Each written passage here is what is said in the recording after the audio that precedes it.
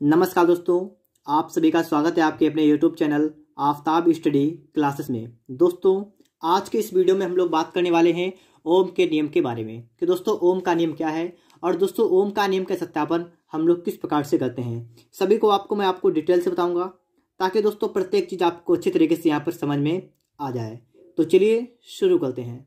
तो सबसे पहले दोस्तों आपको यहाँ पर पता होना चाहिए कि ओम का नियम क्या होता है। तो आप पहले तो आप सुन लीजिएगा, मैं आपको यहाँ पर लिख के भी दिखा सकता हूँ। ठीक है, ओम का नियम क्या होता है कि यदि किसी चालक की भौतिक अवस्थाएं जैसे ताप, दाब आदि अपरिवर्तित रहें।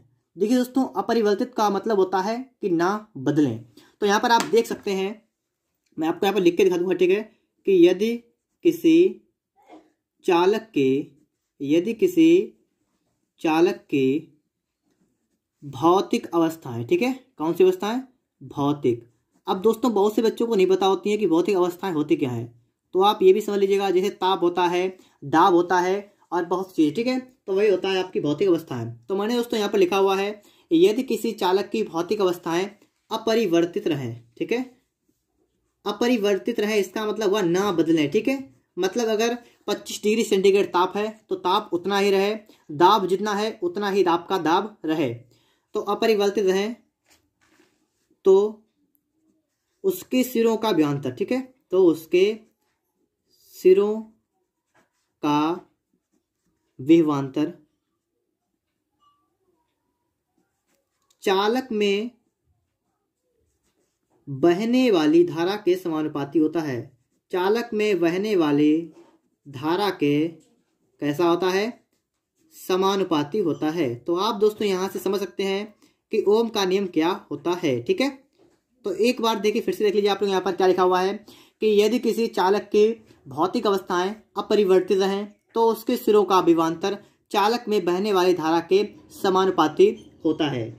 दोस्तों यहाँ पर आप इसके बाद में आपको एक फार्मूला में आपको बताता चलूँ। ठीक है, कि आपका यहाँ पर दोस्तों होता है कि V अनुक्रमानुपाती I। दोस्तों ये जो आपका चिन्ह लगा हुआ है इसे कहते हैं अनुक्रमानुपाती, या दोस्तों इसे सिंपल भाषा में कह सकते हैं समानुपाती। ठीक है, तो V समानुपाती I। अब दोस्तों जब समानुपाती का चिन्ह हटता है तो आपका हो जाएगा V बराबर R I। तो दोस्तों आपका यहाँ से एक फॉर्मूला निकल के यहाँ पर आ जाएगा। ठीक है, कि V बराबर R I। अब दोस्तों यहाँ पर आपको समझने वाली बात दोस्तों यहाँ पर ये है कि जो आपका R है ये क्या है। दोस्तों R किसे कहते हैं? R होता है प्रतिरोध। ठीक है, चालक का प्रतिरोध। I क्या होती है? I होती है धारा। और V क्या है? V है आपका यहाँ पर विभवांतर। तो दोस्तों यहाँ पर आपने तीन चीजें देख ली हैं कि दोस्तों कि V होता है विभवांतर, R होता है प्रतिरोध और आपका जो I है क्या होता है दोस्तों? I दोस्तों यह जो आपका I है ये होती है धारा। ठीक है, अगर दोस्तों हम यहाँ पर बात करें कि V विभवांतर का मात्रक क्या होता है तो इसका होता है वोल्ट, R मतलब प्रतिरोध, इसका मात्रक होता है ओम, और I मतलब धारा का मात्रक क्या होता है? एम्पियर। अब दोस्तों हम आपको बताएंगे कि ओम के नियम का सत्यापन कैसे करते हैं। ठीक है, ओम के नियम का सत्यापन। तो यहाँ पर दोस्तों आप समझ लीजिएगा, सत्यापन मैं आपको यहाँ पर बताऊंगा सत्यापन इसका कैसे करते हैं। ठीक है, तो यहाँ पर देख लीजिए आप लोग।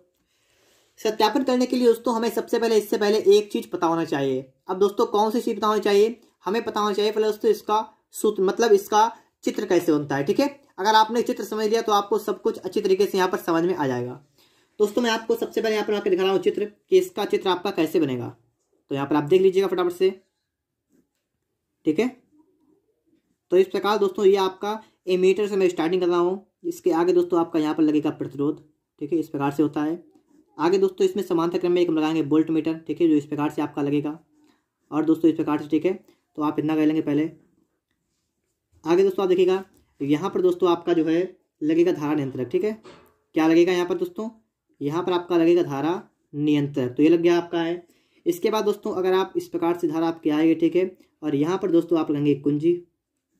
कुंजी लगाने के बाद दोस्तों आपका आगे लगेगा बैटरी, और बैटरी में दोस्तों इस प्रकार से लगती है, मतलब क्या, यहाँ पर माइनस का यहाँ प्लस का, और दोस्तों इस प्रकार से आगे बढ़ेगी, और दोस्तों यहाँ पर आप इसे मिला सकते हैं। ठीक है दोस्तों, तो इस प्रकार से दोस्तों आपने यहाँ पर बना लिया है एक चित्र।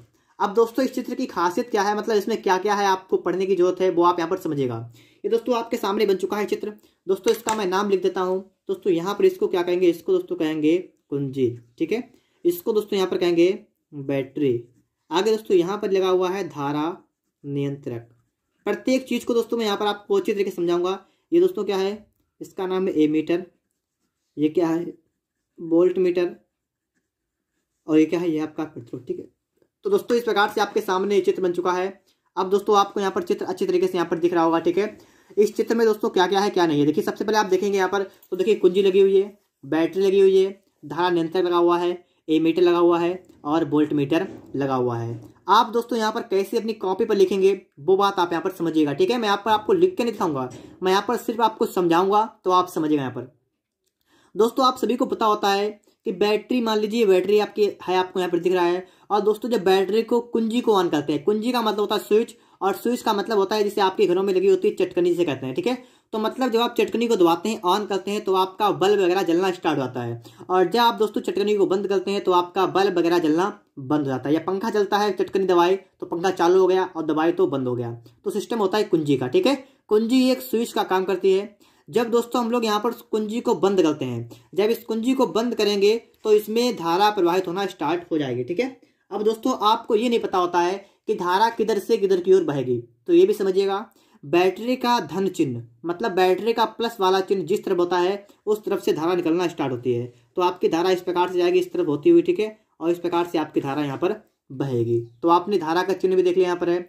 अब दोस्तों यहाँ पर प्रत्येक चीज का एक एक काम देखें, इसका काम क्या होता है। तो बैटरी का काम होता है कि यहाँ पर जब हम प्लस माइनस को लगा देंगे तो आप इससे परिपथ में धारा प्रवाहित करना स्टार्ट करेंगे। कुंजी का काम क्या होता है, जब कुंजी को बंद करेंगे या कुंजी को ऑन करेंगे तो इसमें धारा बहना स्टार्ट हो जाएगी। फिर दोस्तों धारा नियंत्रक क्या होता है। धारा नियंत्रक का काम क्या होता है कि इसके द्वारा दोस्तों धारा को कम या ज्यादा किया जाता है। ठीक है, धारा पर नियंत्रण किया जाता है। एमीटर दोस्तों क्या होता है, अगर आपने पढ़ा होगा अपना अच्छी तरीके से ये वाला पार्ट, तो आपको पता होगा एमीटर होता है विद्युत धारा को मापने वाला यंत्र। ठीक है, जिसे कहते हैं एमीटर। वोल्ट मीटर क्या होता है, विभवांतर को मापने वाला यंत्र, जिसे कहते हैं वोल्ट मीटर। और आपका आर क्या होता है, प्रतिरोध। अब दोस्तों यहाँ पर सोचने वाली बात ये है कि दोस्तों जो आपका प्रतिरोध होता है वो आपका इस टाइप से ही क्यों होता है, आपका ऐसे होता है, लाइन होती है दोस्तों, इस प्रकार से आपका होता है। ठीक है, इस प्रकार से होता है प्रतिरोध। ठीक है, ये प्रतिरोध जो आपका आर होता है वो ऐसे ही क्यों होता है, ये बात भी आप समझ लीजिएगा। जैसे दोस्तों आप मान लीजिए आपसे कहा जाए कि आप एक सीधी लाइन में दौड़िएगा, सीधी लाइन में आपसे क्या कहा जाए, आपको दौड़ाया जाए, तो आप बहुत तेजी से दौड़ पाएंगे।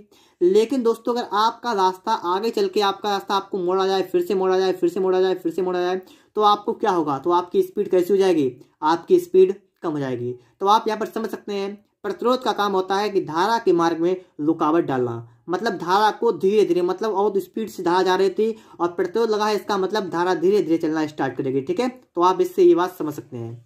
अब दोस्तों यहाँ पर आपने सब चीज का काम समझ लिया है। अब समझते हैं यहाँ पर इसका ओम का नियम कार्य कैसे करता है, आप पेपर में कैसे लिखेंगे, ये बात आप यहाँ पर समझिएगा। ठीक है, मैं आपको सिर्फ बताऊंगा, आप अपनी कॉपी पर चाहें तो इसे नोट भी कर सकते हैं। दोस्तों आप क्या करेंगे, सबसे पहले हम लोग कि ओम के नियम का सत्यापन करने के लिए एक बैटरी, कुंजी, धारा नियंत्रक, एमीटर, वोल्ट मीटर, गलत हो गया, फिर से देखिएगा, बैटरी, कुंजी, धारा नियंत्रक, एमीटर और प्रतिरोध, इनको श्रेणी क्रम में जोड़ते हैं एवं वोल्ट मीटर को समांतर क्रम में जोड़ते हैं। तो पहली बात आपने सीखी है कि 5 चीजें आपकी हैं, बैटरी, कुंजी, धारा नियंत्रक, एमीटर और प्रतिरोध, इसको श्रेणी क्रम में जोड़ेंगे और वोल्ट मीटर को श्रेणी समांतर क्रम में जोड़ते हैं। उसके बाद दोस्तों आप कहेंगे कि कुंजी को ऑन करते हैं, मतलब कुंजी को बंद करते हैं, चाहे कहें आप ऑन करते हैं। तो जब कुंजी को ऑन करेंगे तो परिपथ में धारा प्रवाहित होने लगती है। फिर दोस्तों इसके बाद आप क्या करेंगे, इसके बाद दोस्तों आप कहेंगे धारा नियंत्रक के द्वारा धारा का मान बदल कर, ठीक है, क्योंकि दोस्तों धारा नियंत्रक का काम होता है धारा का मान बदलना, तो धारा नियंत्रक द्वारा धारा का मान बदलते हैं। फिर दोस्तों आप यहाँ पर कहेंगे धारा का मान एमीटर द्वारा एवं विभवांतर का मान वोल्ट मीटर द्वारा हम लोग पढ़ लेते हैं। इसके बाद धारा नियंत्रक द्वारा धारा के मान बदल कर धारा का मान एमीटर द्वारा एवं वोल्ट मीटर मतलब विभवांतर का मान वोल्ट मीटर द्वारा हम लोग पढ़ लेते हैं। और दोस्तों आप इसके बाद एक चीज देखेंगे, तो दोस्तों इसके बाद एक निष्कर्ष आपका ये निकलेगा कि प्रत्येक बार आपका V/I जो होता है इसका मान बराबर आएगा। मतलब क्या यहाँ पर है, मतलब दोस्तों यहाँ पर ये हुआ कि अगर आपका V जो है वो अगर 2 होगा तो आपका I भी 2। तो इस प्रकार से दोस्तों आपका आखिर में मतलब लास्ट में आपकी कंडीशन ये बनती है। तो एक बार फिर से आप समझिएगा कि बैटरी, कुंजी, धारा नियंत्रक, एमीटर, प्रतिरोध को श्रेणी क्रम में जोड़ते हैं तथा वोल्ट मीटर को समांतर क्रम में जोड़ते हैं। फिर कुंजी को ऑन करते हैं जिससे कि पूरे परिपथ में धारा प्रवाहित होने लगती है। धारा नियंत्रक के द्वारा धारा का मान बदल कर फिर आप कहेंगे धारा का मान एमीटर द्वारा एवं विभवांतर का मान वोल्ट मीटर द्वारा पढ़ लेते हैं और प्रत्येक स्थिति में V/I का मान समान आता है। बस आप इतना काम कर लेंगे। सबसे पहले इतना काम करने के बाद दोस्तों आपको एक काम और करना पड़ेगा, ठीक है। उस काम करने के लिए दोस्तों मैं देखिए यहाँ पर आपको दिखा रहा हूँ, ठीक है। इस प्रकार दोस्तों आपको बनाना पड़ेगा एक ग्राफ। इस प्रकार से आपका बनेगा एक ग्राफ जिसमें दोस्तों धारा आपकी यहाँ पर होगी, आपका विभवांतर यहाँ पर होगा। यहाँ पर दोस्तों आपका x अक्ष होगा, ये वाला आपका y अक्ष होगा, ठीक है। और यहाँ पर दोस्तों आप अगर अपनी किताब में देखेंगे तो इस प्रकार से आपको यहाँ पर बताया गया है कि धारा और विभवांतर जो है, इसका जो धारा और विभवांतर है दोस्तों, इसका अनुपात समान रहेगा। मतलब धारा 1 तो विभवांतर 1, धारा 2 तो विभवांतर 2। मतलब इस प्रकार से आपका यहाँ पर कंडीशन बन जाएगी। तो आप समझ गए होंगे, ठीक है। ये कंडीशन बनने के बाद आप क्या कहेंगे कि हम धारा को x अक्ष पर और विभवांतर को y अक्ष पर लेकर एक ग्राफ खींचते हैं जिसमें प्रत्येक बार V/I का मान कैसा आता है, समान आता है। तो इस प्रकार से आपके ओम का नियम का सत्यापन हो जाता है। दोस्तों आपने समझ लिया होगा, ठीक है, कौन सी चीज किस प्रकार से काम करती है। अगर आपको वीडियो अच्छा लगा है तो वीडियो को लाइक और चैनल को सब्सक्राइब जरूर कर लीजिएगा।